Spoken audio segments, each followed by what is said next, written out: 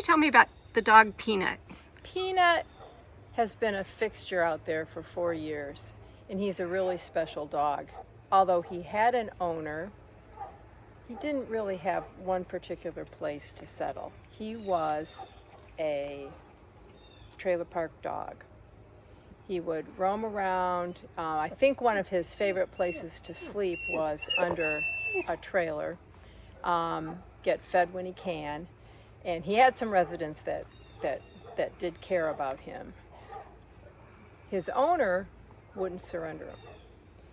So we started trying back in January, February to get him to surrender. I mean, he didn't want to. He was running, he just ran. He didn't have a home. He slept under that trailer up there. He was just running around. He was loose. He was real skittish at first. He was very skittish. What about the time you got trapped under the trailer? I was feeding these other 2 dogs up here, which belonged to the guy that was in jail that Peanut also belonged to. Peanut slept underneath the trailer. Well, these new people had come in and they stacked a whole stack of tires in front of his entrance. And I had walked up there to feed these other dogs, and Peanut was crying because he can't jump with his hips, you know. He can't jump or nothing. And he was crying, and I mean, I don't know if they ever found those tires, because I'll end up throwing them underneath the house and rolling them out from underneath where they had them stacked up.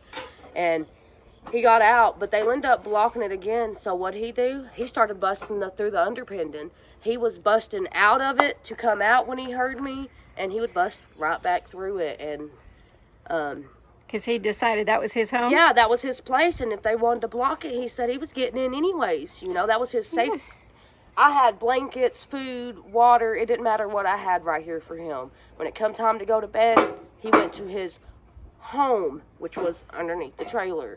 It didn't matter what I had up here, how nice I had it, because that was his life. That's what he knew, you know, and not a life for a dog.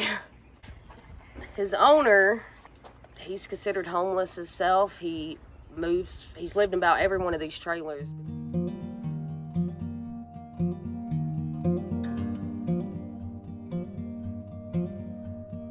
There for a little bit, the only dog we had really running around was Peanut, because he didn't have nowhere. He didn't know what it was like to be on furniture, or to have a blanket, or to be hugged. I started making some changes on Peanut. I'm glad that I did. I think the changes I put on Peanut is what has made him where he is today. The opening up to people, trusting people, realizing there is people that wants to love him, like, he didn't even know what love was. Like I said, he doesn't know what a blanket was. He didn't know what being in a house is. He didn't know what come here was, and like really hug him and love on him. And I'm glad he's out of here. He's doing really good. He's loving it. And the way he just wags, he's so happy. I've never seen him like that, and he's doing great. I'm glad that I had met y'all, because if not, I mean, Peanut would still be here, but we would still have his problems. He had a hip injury that I don't know how that occurred. Perhaps he was hit by a car or whacked with something, who knows, but his back legs quit working real well, and x-rays showed that there was an old fracture there, but he would drag his leg, and he still lived out there. He dragged his leg, he had abrasions on his paw, and he'd still run around. He'd been in fights with other dogs that had gotten off their chains and jumped him, and he still persisted. Like I said, in the last few weeks before I called her, and I'm like, you know, come and get him, because it's been, are we going to get him or are we not going to get him for a while now. And I didn't want him to go. I loved Peanut, I really did, but I just know how much better life he has now, and it's great. And it's So one day, one of the residents who was feeding him in lieu of his owner called and said, look, he's not feeding him anymore. He's skinny, his paws rubbed raw. We got to get him out of here. So I went over there, found the owner, said, "You gotta let us have the dog." And he did. He signed him over, and so Peanut, who was not a social dog, really just surviving out there, we took him to the shelter, to the Blount County Animal Center. Rescuing Peanut was really a collaborative effort. We had been out there watching him for 8 months, and we're finally able to get him. But animal control was also keeping an eye on him, and had made a pitch for the owner to surrender him.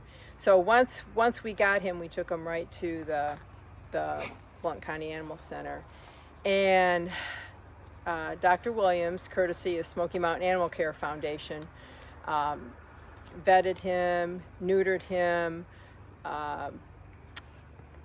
made a recommendation on a brace for him, determining that the leg couldn't be amputated, but that the brace would help him walk. And Karen League loved him while he was at the shelter. When I took Peanut to the shelter the first day, Karen already had a bed made up for him. He had a bed, he had toys, he had his food bowl ready. We hooked him to a harness and kind of helped him walk back there, and then Peanut was her project until...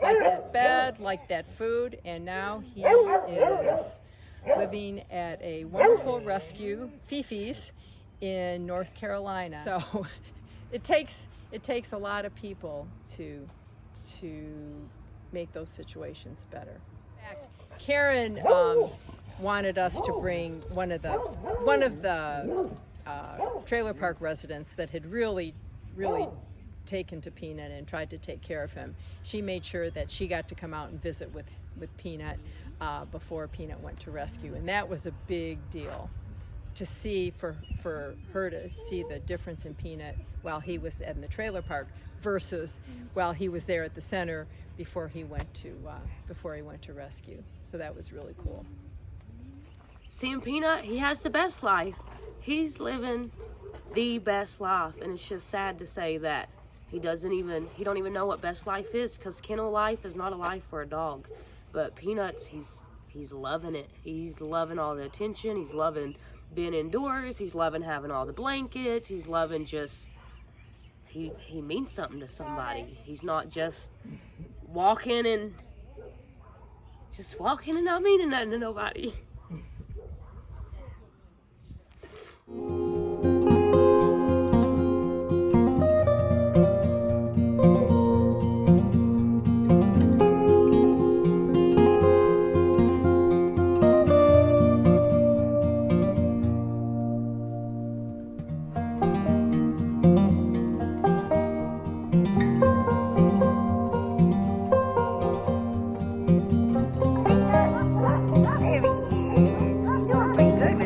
You really are. I'm impressed.